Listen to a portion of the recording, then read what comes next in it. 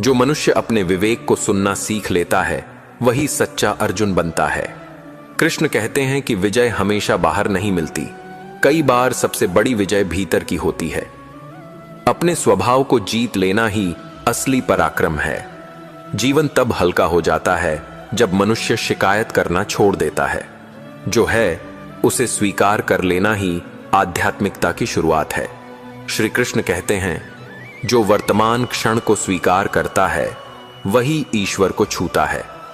जब तुम अपने वर्तमान में रहना सीख जाओगे तब तुम्हारे जीवन से भय और पछतावा दोनों समाप्त हो जाएंगे। कभी कभी ईश्वर हमें कुछ चीजें नहीं देता क्योंकि वह जानता है कि वे हमें छोटा बना देंगी।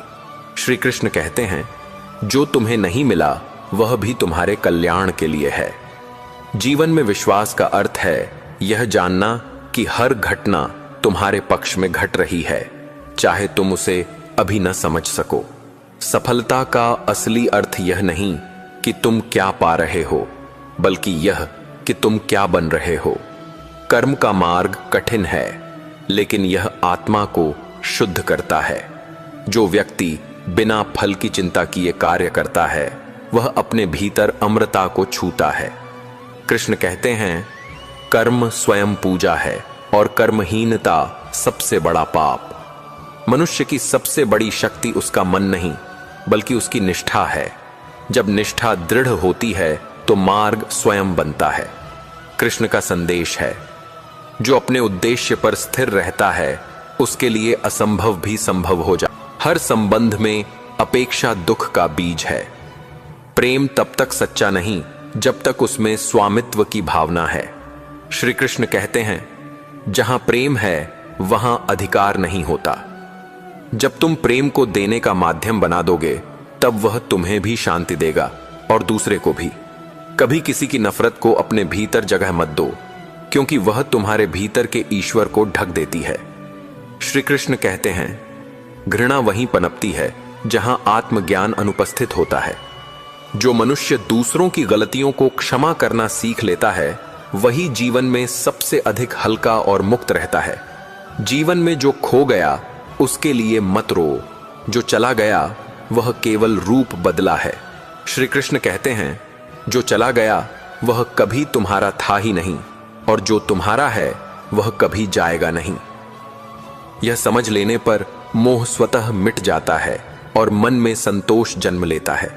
जब मनुष्य अपने भीतर के कृष्ण को सुनना सीख लेता है तब वह बाहरी संसार की हलचल से अप्रभावित रहता है। बाहर की शांति तब तक संभव नहीं जब तक भीतर का शोर शांत न हो। गीता का सार यही है कि मनुष्य स्वयं को जाने तभी वह संसार को समझ सकता है। अहंकार हर पतन की जड़ है। जैसे भरा हुआ घड़ा आवाज नहीं करता, वैसे ही ज्ञानी व्यक्ति विनम्र होता है।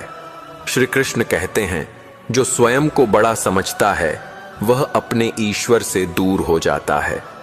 सच्चा भक्त वह है जो हर जीव में परमात्मा को देखता है।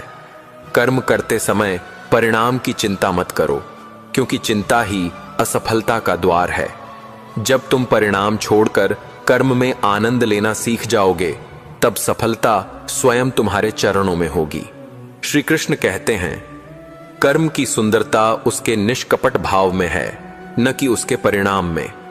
जीवन में कभी यह मत सोचो कि तुम्हारे साथ अन्याय हुआ है। जो भी हुआ वह तुम्हारे उत्थान के लिए हुआ है। श्री कृष्ण सिखाते हैं, परिस्थिति कभी शत्रु नहीं होती, दृष्टिकोण होता है। यदि दृष्टिकोण बदल जाए तो हर घटना आशीर्वाद बन जाती है।